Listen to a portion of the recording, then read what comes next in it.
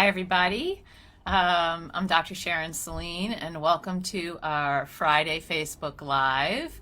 I'm really excited to be here. It's been a long time since we've gathered together as a community with all of the holiday festivities, and I myself was traveling for a little while, so it's just really thrilling to be back here, and I can't wait to connect with you.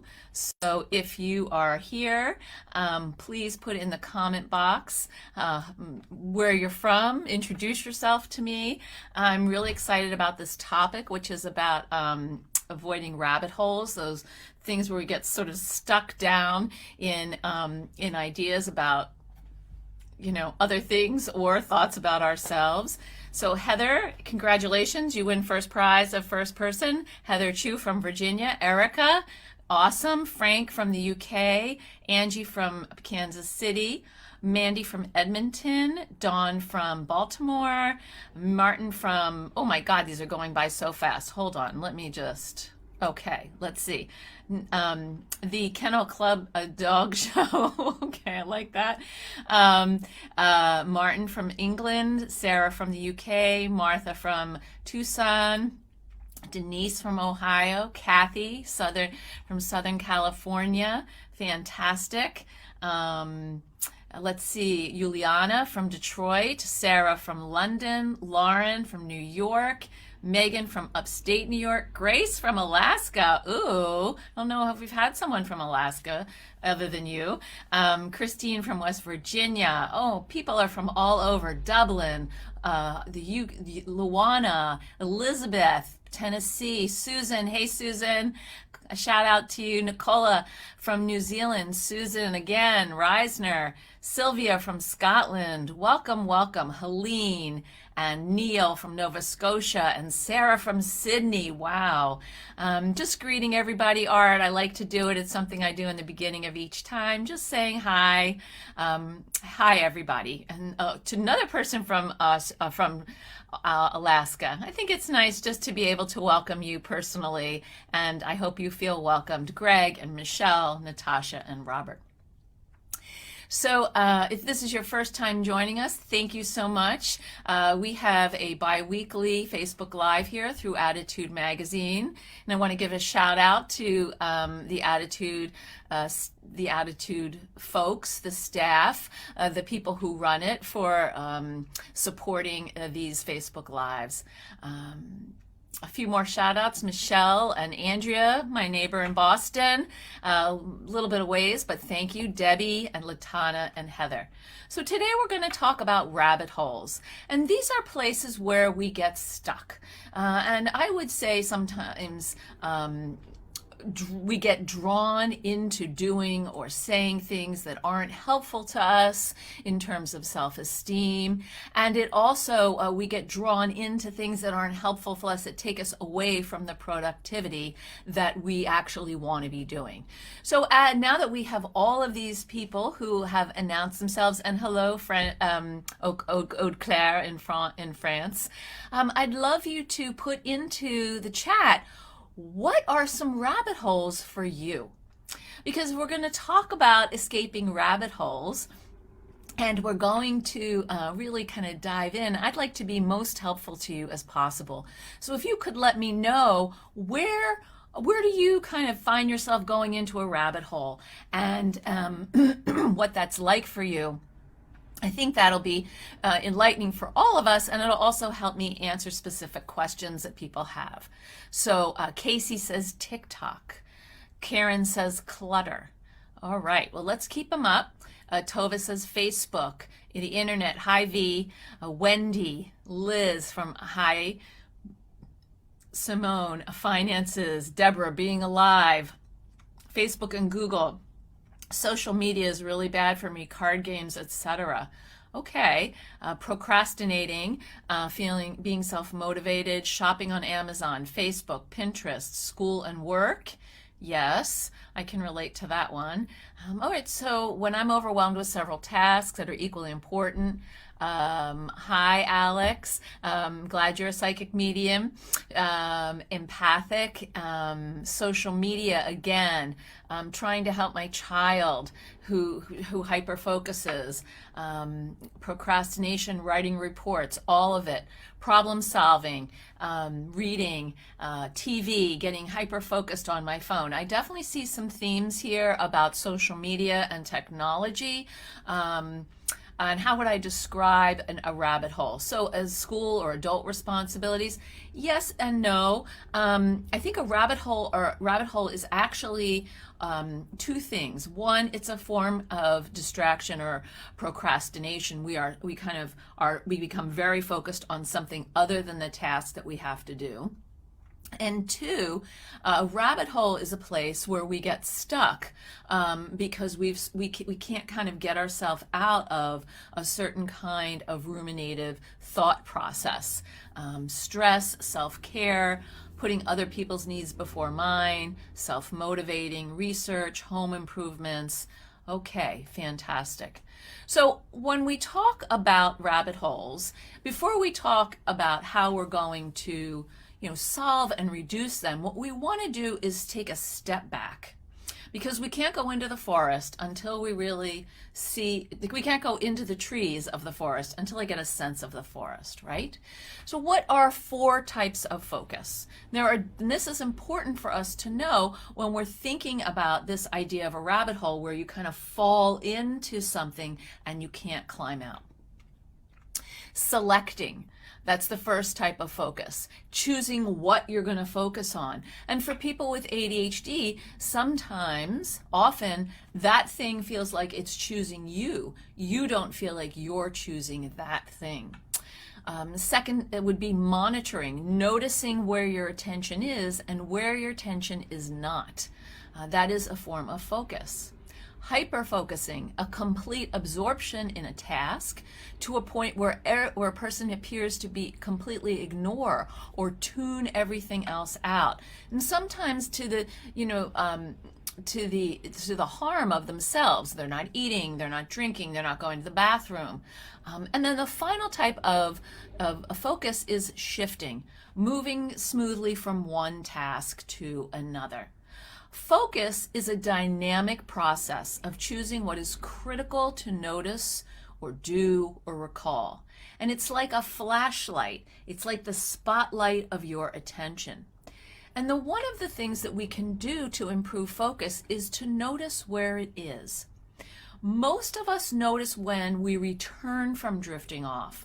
Suddenly we will be shopping on Amazon and 30 minutes will have gone by. We don't know where it went to. Suddenly we can be working on a project and we find an article that's interesting, and then we're on a related topic, and then we find another article, and then 2 hours have gone by where all we've done is read articles, but we haven't actually worked on our project. Okay, so we want to improve our focus by noticing where it is. So how are we going to cope when we return from that drift, when we poke our heads out of the rabbit hole and say, oh my gosh, I've been spending the last X amount of time doing this thing? So I think it's really important that when we notice that we're in a rabbit hole or we're hyper-focusing, that we are kind to ourselves, that we act with a matter-of-fact response rather than something that's judgmental. So instead of saying, oh my gosh, I can't believe I'm doing this again, what a loser I am, we want to gently bring ourselves back into the current moment. So I'm going to turn to some of these things, some of these comments that you're making about your rabbit holes, so I can respond to them. And I want to say that unfortunately, Facebook will delete things, so I will probably have missed many. If I don't get to what you want, please come back. Procrastination, we're going to be talking about that. Selecting is a challenge. So choosing what to focus on, and this is something that's a common struggle for many people with ADHD, because it's related to prioritizing, which is one of those key executive functioning skills, which is diminished when people feel overwhelmed. Because when we have to prioritize, we need to be able to separate things into what's urgent and important. Urgent are things that have time, they're time-related tasks. Important is more of a value-related task. And so for a lot of people with ADHD, it's hard to differentiate between what's urgent and what's important. And so everything becomes lumped into one bucket of crisis, right? And so we want to be able to start to identify and understand what isn't a crisis, but what is something that has a time deadline, so that moves up to the front of the line, and what's something that's important, but it's not due till next week, I can move that down the road.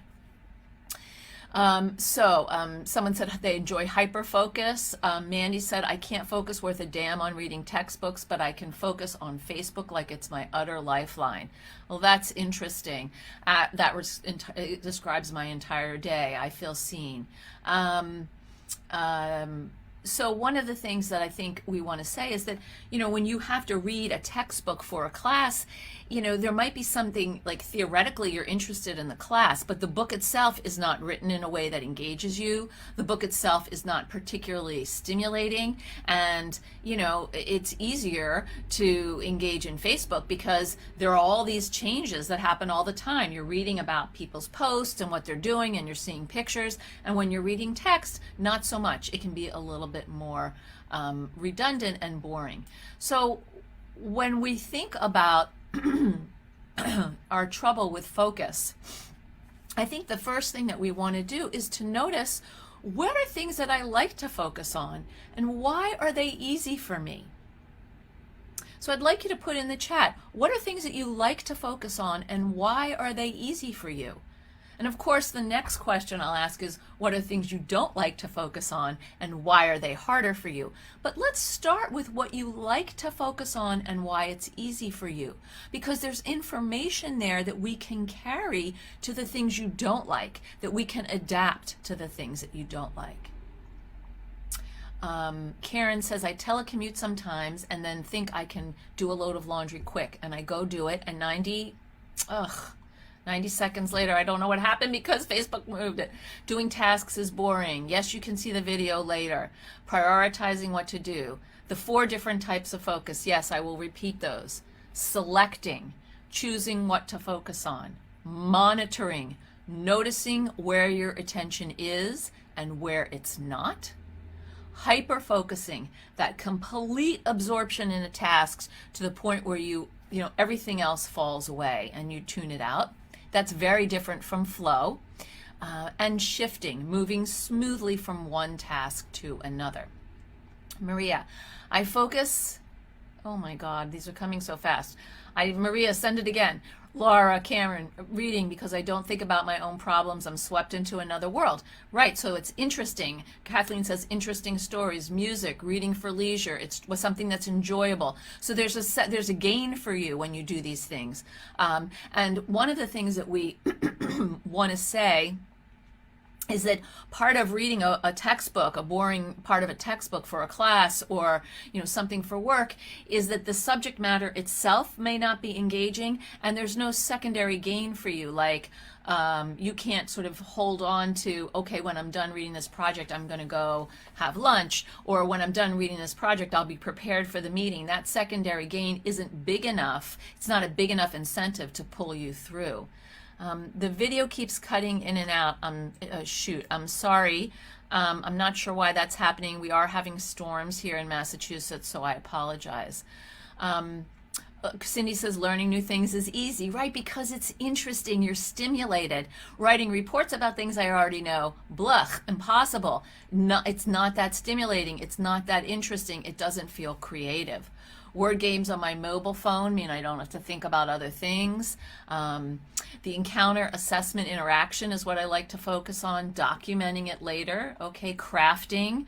It's not like I don't choose to focus on something, but once I'm interested, it's like hyper-focus. Thank you, Michelle. Creative things that spark the imagination. Going to the beach, I hear on that one. creative writing, posting poems, reading stuff about astronomy, theology, etc. gives me a buzz. So that's what I'm talking about. It's easier to focus when you have that buzz, okay? Painting and other hobbies, crossword puzzles, the perfect ADHD hobby. I get to hyperfocus for 15 or 20 minutes and walk away. I love that because what I love about it is when the puzzle's finished, you know, I've completed this, I'm done. I have enough self-restraint to move on. That's fantastic. Podcasts, organizing things, British TV, love the mysteries, me too. Watching and building a space to attract different kinds of birds. It's calming and brings joy. Oh, that's fantastic. Starting a hobby, learning new things, nature. So now I'd like you to put in, somebody says, Elise, grad school is easier than undergrad because you want to learn about it. Yes, because it's in the field that you've chosen. Writing a business plan you like. Come over to help me sometime, Tom. I'd love that. Agnieszka says, I struggle in social situations with new people. Yep. Amanda McGuire, exactly. It's all about dopamine. Doing the spelling bee. Okay, unrealistic kinds of time. You get into a hobby, you really focus on it. Immediate feedback from others, connection. So all of these things feed your dopamine, right? It feeds the part of you that is motivated, that wants to do it, that actually can manage your focus more because you're getting something from it. So Catherine says, my issue is time management. So I try to allow extra time for everything so I don't stress, but sometimes my estimation of how much time I need is often too short. Oh, I hear you on this one. I think that's true for a lot of people with and without ADHD, but I know my issue is time management in that way, that I think I can do more in a given amount of time than is humanly possible. The buzz can distract from other things. So the buzz, Michelle, is a pro and a con. Eating dinner is a challenge for your son. If he's in the middle of eating something, what can I do to get him to eat his meal? Thank you for sharing that, RJ. That's not actually the focus of what we're talking about, but next week when we do parents, please join in again and I'll address that. Mosaic making. Okay, cleaning, gardening. All right, so now what I'd like you to do is I'd love you to put in areas where it's hard for you to focus and why you think that is. Liz, I love helping people do a little counseling, but sometimes I forget myself and become exhausted. I don't seem to have time to do things, and I feel guilty if I take time for me. You know, Liz, I think a lot of women have this issue, but if you don't care for yourself, then you can't care for others. You know, it's the, sort of the oxygen on the plane metaphor. You know, you put your mask on yourself first and then on someone else, because if you're not breathing, if you're not fed, if you're not nurtured, you actually really can't help people in the way you want. Joel, when I do something boring, my mind will also wander while my stimuli is stuck in, hold on, Joel, did I miss that? Yeah, okay. I have supplies for different hobbies, completing a task. Okay. Housework is boring. Okay, that's a tough thing. Documentation while working, boring. Something that's boring. Organizing my thoughts and tasks. Is it normal to goof up on dates, like missing a doctor's appointment? Yes, it is. Once the coffee is done, so goes the bird watching. Though that's a good, it's a good structure for you right there. I'm proud of you that you set that up for yourself. It's like, okay, bird watch for this cup of coffee. Memorizing, laundry and dishes, because you don't get anything from it. So I want to say something about housework, and at least this is a great thing that you brought up. Thank you so much. You don't get anything from it in the moment. Laundry, dishes, tidying, ideally having the house look clean and be tidy would be enough of a motivator, but that's not true for a lot of people, and if it's not true for you, that's okay. So what we want to do then is to set up an incentive for you. Once I do the laundry, I'm going to give myself this little bonus. I'm going to let myself walk the dog around the block. Once I do the dishes, I'm going to allow myself to watch my show, or I'm going to call my friend, or maybe I'll go back to that bird watching. So we want to set up external motivators to help us with that lack of internal motivation. Charlene says straightening and organizing at home. There's so much to do and I get overwhelmed. And that goes back to that urgent and important, that famous Eisenhower matrix. So there's so much to do that it's overwhelming and you need to break things down. I mean, I listen to a lot of people talk about motivation and procrastination, and the advice is pretty much consistently break it down, set up an external reward, break it down, set up a reward. The other thing you can do is to make the process of doing an unpleasant task more pleasant. And how you can do that? Listen to music, have a body double, share it with somebody else. So you want to try to do that. Any type of admin. Excel spreadsheets hurts my brain and I hyper clean, but then 2 days later the house is messy. So we want to set up some systems to maintain the cleanliness that you've accomplished without it devolving so quickly. Really hard to start reading my Bible. I can't understand it. Maybe it's just good enough to listen to pastors explain it if you don't enjoy reading it. Okay, let's talk some solutions. Someone said, let's talk solutions. All right, so if we're going to sort of head into talking solutions, then I want to talk a little bit about hyperfocus. So a hyper-focused brain, an ADHD brain, is completely absorbed in the task to the point of seemingly ignoring or tuning everything else out. When people describe hyperfocus, sometimes they talk about it as a dreamlike state where the outside world ceases to exist. Hyperfocus can prove helpful when you're able to channel its intense focus into difficult tasks, paying bills, completing homework, writing that report. You'll hyperfocus on it. The thing that's important about hyperfocus is if you know that you tend to hyperfocus on certain things, you have to use a timer. Because when you spend more than an hour or 2 hours on a task, your brain is working really hard and it's using up all the glucose, the energy that it has stored. And so once those glucose centers are depleted, what kicks in is cortisol or adrenaline. And so now you're essentially running on fumes. So hyperfocus for a period of time and figure out what's going to help you stop. Whether that's a timer, 3 timers, a phone call from a friend, and get up, walk away, and take a break for 30 minutes. Before you get up and leave, what you want to do is write yourself a note about what it is exactly you were working on and what you were thinking about, so that you can then come back to it that way. Okay? Because that pressure actually will exhaust you over time. All right? So one of the problems that people have with getting out of hyperfocus is that whatever the task is that's after that, and this would be true for anything that actually pulls you into that rabbit hole, whether it's shopping on Amazon or, spending time on Instagram or any social media or anything like that, is that whatever seems next isn't as compelling. It's not as engaging for you. And so your brain, it's supercharged, energized, maybe it's depleted after a hyperfocus. It's hard to shift because the lure of that dopamine is very strong. So how do we transition from a hyper-focused, high dopamine reward activity to a lower dopamine activity? What it requires is impulse control, emotional regulation, and metacognition. Impulse control. You've set up a structure for you to stop. You actually stop. Metacognition. You're aware of yourself. You click in and realize I haven't gotten up from my chair in 2 hours. You're aware that you've been really zoned in here. Your timer helps you do that. The tomato timer is a great thing for this.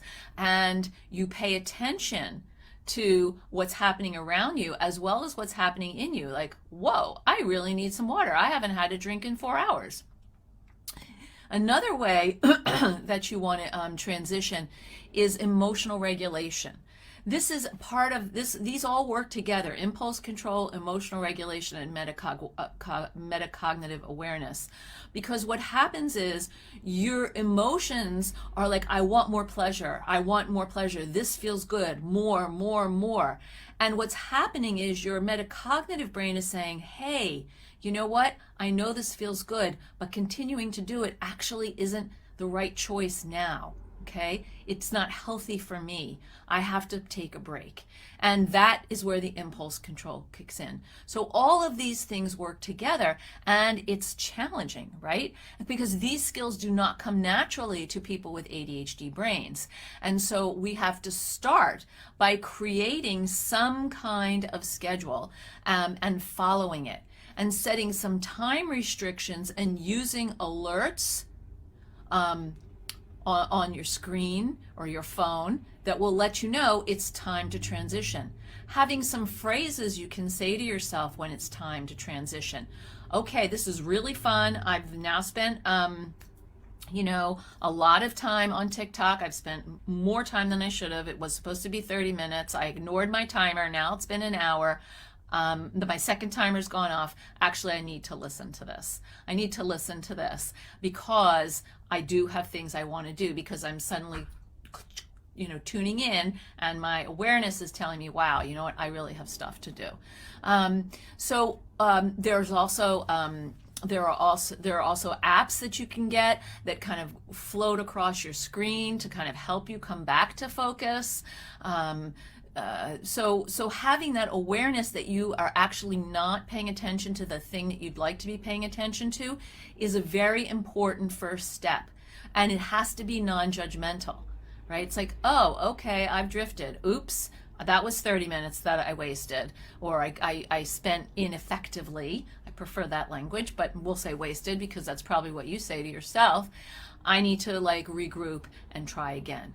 So articulating what the transition is to the next thing, when you name that activity that you're shifting to, helps you actually go to it. Okay? So I'm going to the thing that I want to. I'm going to stop. I'm going to put my TikTok down, and instead I'm going to stand up and I'm going to walk my dog around the block because he hasn't been out in 3 hours. And when I come back, I'm leaving myself a note of cleaning the kitchen with loud music so I can dance at the same time. So we have to really think about things, external motivators that help us. Listening to a podcast could be that. I know for me, when I have a stack of dishes, I'm going to be completely honest, I put on, music from the 1970s, disco music, and I'm discoing around my kitchen, while I am cleaning up. Sometimes I might put on, Lizzo very loudly, and my husband will be in another part of the house and he'll come down. He's like, it's so loud. I'm like, leave the kitchen, please. I'm doing my thing. You wanted it needs to be cleaned. You asked me to take care of it. I'm taking care of it my way, right? So that's important to know, what's going to help you really juice up and get it done. Let's see, we have some comments here. I wish I could turn on hyperfocus. It's not something that happens often. Some people don't really hyperfocus, and that's okay. Some people, it's a lifesaver. And if you don't hyperfocus, then I think what you want to do is use that tomato timer, the Pomodoro method, and work in chunks where you can focus on something for 20 minutes, then take a step back. Focus on something for 20 minutes, take a little break. That will help you feel like you're making progress and not worry that you're not hyper-focusing. Maybe 20 minutes is too long of an ask and it needs to be shorter. Let's see, one in the doom box. I like that. I try to focus on that, how proud I'll be of myself when I finish working out, for example. Exactly, Angie. Impulse control so hard. It is really hard. It is really hard, particularly if you're in a high dopamine activity. It's very difficult. Sheila, a solution to my problem, writing 3 serious letters, is going to the library and only 1 letter a day. Love that. Okay, 1 letter a day makes good sense. Bob, you've been trying to play the ukulele for 10 years. Start really small. 5-minute lessons on YouTube. What is a good amount of time to hyperfocus? 30 minutes, an hour? I think that's a good question, Kathleen, and it depends on you. So everybody has a length of time in which they can focus, and then they start to feel like, I don't know if this happens to you, but I start to feel like I'm a little bit lost. Like I'm drowning a little bit. I'm actually not concentrating as well. And I would say for me that's somewhere around 90 minutes at maximum. And then I actually need to take a break. So I set my timer for 60 minutes, check in, see how I'm doing. Yep, I got another 30 in me. Do that, and then I make myself stop at 90 minutes. And that is the hardest thing to do, because there's a huge part of me that just wants to keep going, right? If I keep going, I'm going to finish. If I keep going, I'm going to finish. But actually what happens is if you don't take that break, you actually slow down in your productivity. And you're not thinking as clearly. Your brain needs to go outside and get fresh air, needs to eat lunch, needs those things. Luana, for you, an hour. If you take a break, you might get anxious to get back to it. That's fine, then you can take a shorter break. My time limits for Facebook just kicked me off this talk. That's very funny, Heather. What do you do if you have really poor self-impulse control? So I think for people who really struggle with impulse control, having a body double or a partner can be very helpful. So someone you're like, hey, let's work for this amount of time and then check in. Because I think that there's a kind of accountability and a comfort in doing this with someone else. You know, maybe you will have a buddy from your job, and you're both working at home, and you say, hey, can we just work together? Can we parallel work? I call it parallel play, for an hour, because I find that I'm more productive if I say in the beginning of the hour to you what I'm going to do, and then at the end of the hour I can say how it went. Details can be grinding. Bob, I own 3 ukuleles and every book. I've taken one-on-one lessons and online courses, but still can't play it. Aw, that sounds frustrating. I agree with all these things that need to happen, but it's so hard to control emotions, impulses, and be mindful in the moment. Yes. This is especially true for me because I work in an animal hospital.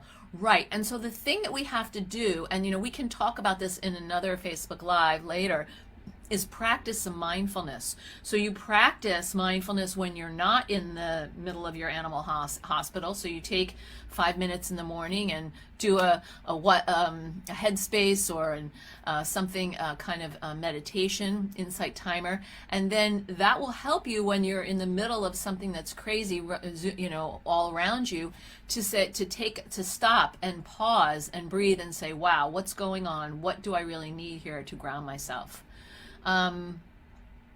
Okay. Disco. Thank you, Deborah. Staying alive. You got it, Susan. I can't get past the guilt of wasting time to transition or take a break. I feel like I've already had a break in my rabbit hole. Okay, so the thing is, the guilt is telling you something. And is it the guilt or is it the shame?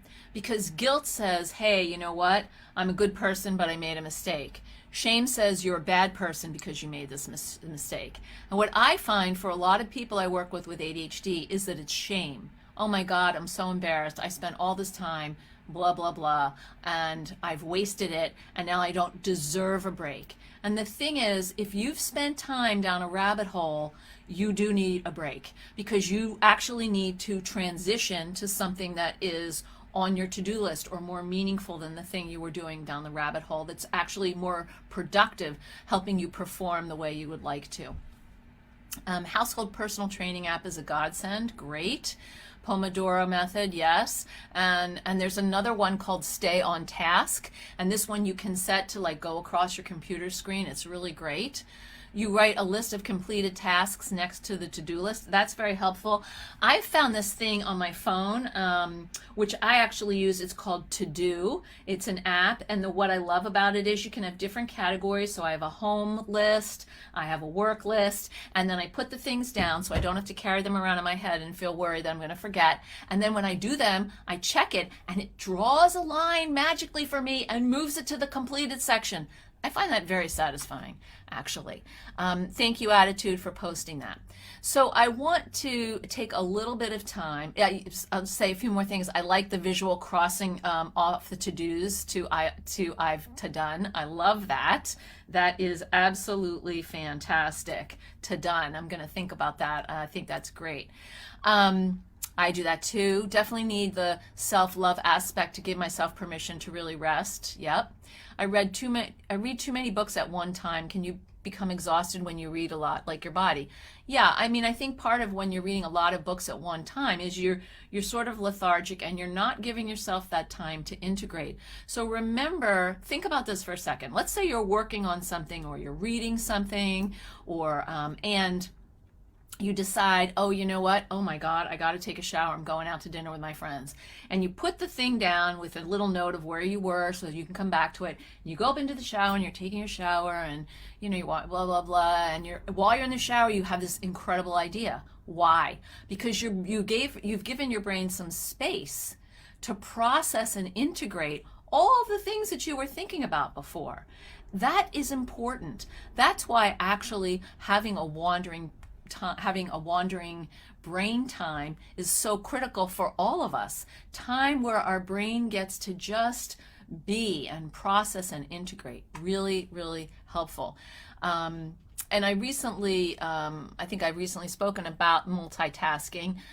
We can do that again. And multitasking, it can be a real problem for focus as well. I mean, it's one thing to do something that doesn't require much thought, like folding the laundry and watching television, but it's something completely different when you're talking on the phone and cooking, when you're driving and holding a meeting.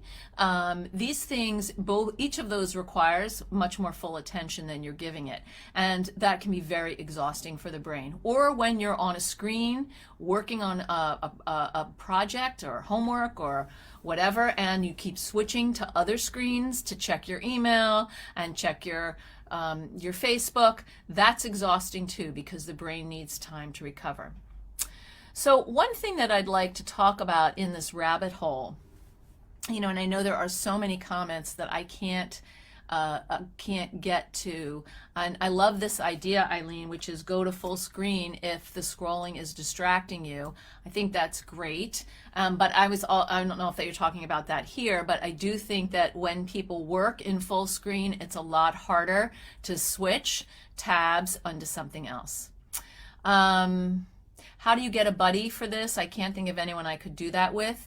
You know, there are a lot of people in the ADHD community. So if you maybe if you participate in a group or something, if you're part of ADA or CHAD, you could try to see if there's someone who would work with you. If you still are struggling for a buddy, maybe see if someone on Facebook, one of your friends, might want to do it with you. I want to get into the last part of my talk today, and Sarah's mentioned this, extremely low self-esteem with ADHD and dyslexia.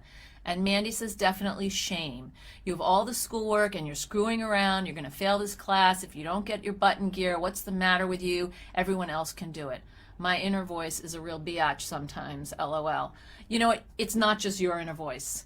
I think everybody has that inner voice who's neurodivergent particularly, and it can be really, really cruel. I want to say something about that inner voice because we're talking a lot about hyperfocus and focus, and there's something about this that I think is related to something that we haven't discussed yet, and that's imposter syndrome. I think that when people struggle with focus, they may also struggle with imposter syndrome. Why? Because if you're not sure that you can control where your mind is going to go when and how long you can focus, you may feel like you're a fraud. Because what people think about you or how they see you may challenge how you would like to be seen and may challenge how you see yourself. Let me explain. So for example, When people, carry that sack of shame around, and we all have one, and it's invisible, and it's from all the things that have happened in our life and the things people have said and things where we've stumbled.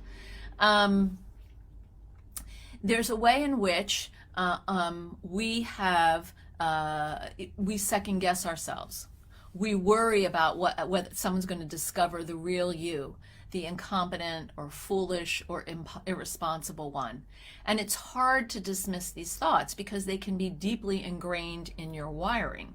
It's almost counterintuitive. So what happens is that we want to do better, we try to do better, and if we actually do the things in the way that we would like, and someone notices and gives it back and tells us, we dismiss it because we don't think we deserve it. So I'd like to ask you, what might fuel your imposter syndrome? What is that voice telling you that's wrong with you because you can't focus? Because this actually is going to sabotage your efforts to do things differently, right? And maybe imposter syndrome isn't quite the right word, but I think, what we're talking about is how other people may see us, how we want to present ourselves when we do succeed in producing the kind of work we want to, in spite of some of our focus challenges, and then not taking it in. So if that happens, I would love to hear for you what that's like. Public speaking. Someone said they had a dunce hat put on them. I'm really sorry. So we want to reduce that feeling that you're an imposter, okay? Because by paying more attention to things that go well in your life, things that you enjoy, and things that you are good at. So either share 3 good things with your partner at dinner, or write them in a journal for yourself, because we have to shift from, I've wasted my time, I'm messing up, I can't focus, I hyperfocus, I'm not productive, I don't get things done, to noticing when things are actually moving in a productive, effective direction. So is this about shifting your perspective from what's wrong or the ways that you're not enough to celebrating what's positive? Because I think that feeling like you're not quite good enough, and that people will see, people may think that you're doing a good job, but inside that that's not the case. So this harsh inner critic is what gets in the way. And Barbara, I really love this when you say harsh inner critic, remind myself progress, not perfection. Exactly. Hold on, I want to go up because someone said something that I want to see. Mandy, every night I tell myself tomorrow's going to be a good day. I'm going to do Y, X, and Y, and Z. I'm going to get it done. And then the next day it all goes to crap, and I feel like I failed again, and I'm a bigger imposter because I can't do all the things I wanted because, of course, I can't do it. Probably because no one could do it, Mandy. Okay? And mistakes are part of the learning process. That's right, Susan. And that's how we're wired. We may make a mistake and we grow. Heather, it helps when people we admire share their mistakes. It can help me remind me that everyone messes up sometimes. Heather, anytime. I have plenty of mistakes I can share with you. Anytime. If I'm someone you admire, I'd be happy to share them with you. A gratitude journal and putting gratitude for yourself. Absolutely, Tina. That's so important. Let's see. Definitely benefit from a positive mindset. I like the suggestion someone said to start a Facebook group for body doubling. That's a great idea. And Bethy Dawn says, my work self and my home self feel like 2 totally different people. In what way, Bethy? I'd like to hear more about that. Fight, flight, and freeze when presented with overload stimulation. Thank you for saying that, Chrissy, because I think that's actually what happens to a lot of people is you're like a deer in the headlights. Like there's so much to do. I'm overloaded. And when you stop in those moments, the best thing to do to slow down that fight, flight, freeze, that amygdala takeover is actually breathing.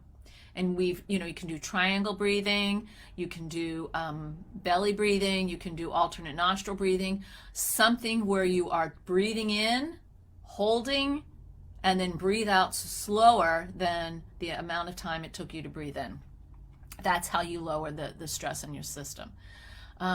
Okay, so when you hyper focus on a project, do good, take so much out of you, and people want you to repeat. Right, and so that's an interesting point, Kathleen, that you get into this cycle where you're sort of like, I'm expected to perform at this level, and this level takes it out of me, so I can't. And so it would be great to be able to, differentiate which projects are you willing to perform at that level and which are you not, and to work with people on your team or your boss and explain, like, I can't, I have to hyper focus on these projects. I can't do that every time. It's not possible, and that's reasonable. I suffer, Martin says, from being able to do 8 hours of work and 2 hours of work. I find this often leads to distraction, but sometimes it backfires. Well, Martin, bravo. I'm glad you are so competent, actually, and really effective. And I think if you can do 8 hours of work in 2 hours of work, good for you. Plan your day accordingly. I'm going to do my first 4 hours from 9 to 10:30 in the morning. Then I'm going to take a break, and then after lunch I'm going to do the rest of my 4 hours from 1 to 2:30 or something like that. One thing I struggle with is always thinking, like, my brain doesn't stop. I come up with ideas and I start researching the idea. Some ideas are great, but I don't bring them to fruition.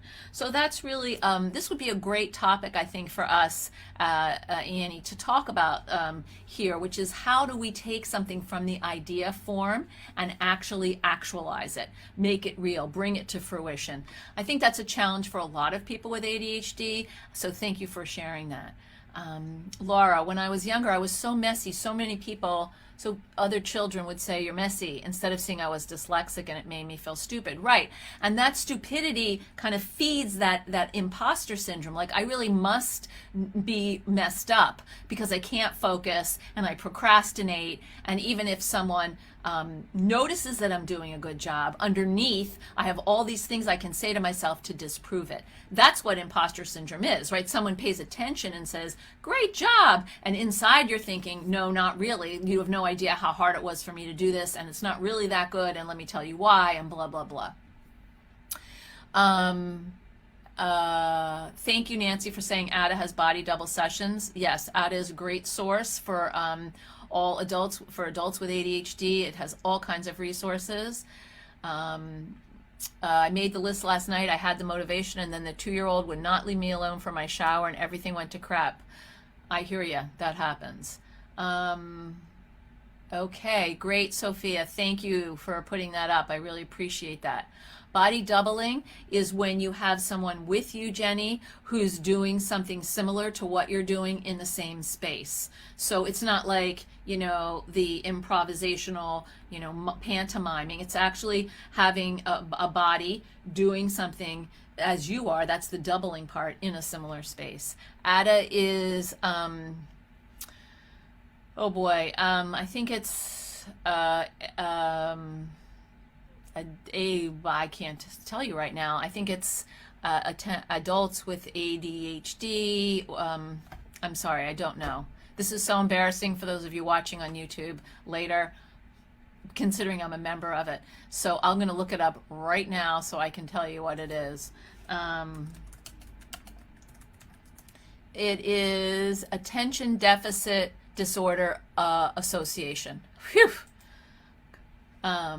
Okay. Karen, I worry that my job is going to find out I don't get things done and make mistakes because my attention is scattered. I think that, this is another conversation that would be good to have, is how and when and where do you actually talk to the people you work with about some of your neurodivergent challenges, so that they understand and accept you, not necessarily to use it as an excuse, but to accommodate your needs in certain ways.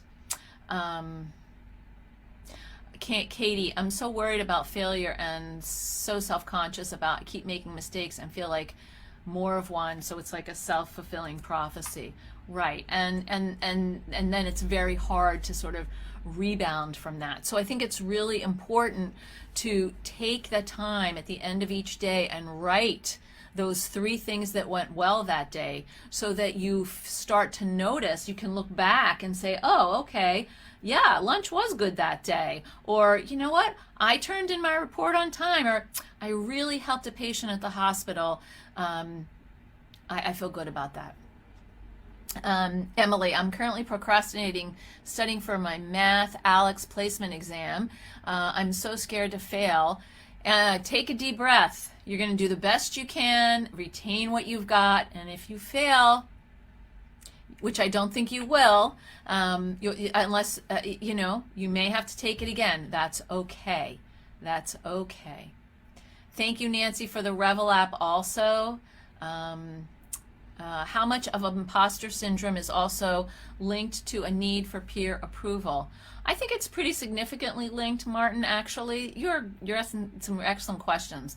I think it's pretty significantly linked because there's a fundamental sense of I'm deficient at my core, and that sense of deficiency is actually what emerges in social anxiety, a core sense of self-esteem, of feeling good about yourself, and so this belief that you're deficient in some way is, fundamentally related to imposter syndrome. I am looking at the time and I'm realizing that it is time for us to stop. There's so much more here for us to say. I want to thank you all for joining us and for sharing everything that you did. Angie says we have a diversity and inclusion council at work that includes addressing neurodiverse issues. I have a handout here for y'all on on focus, and I should have shared this earlier, but I got so involved on focus, and I'll put it up here again. Sorry, let me put it one more time. That'll be in the replay also, that you can get this on how to be productive and focused with ADHD. Also, if you're interested or you work at a company and you feel like, wow, my company really needs to learn more about how to work with, support, and accommodate neurodivergent employees, please feel free to contact me via my website. These are the kinds of trainings I do all the time. And my website is, I'll put that in the chat as well.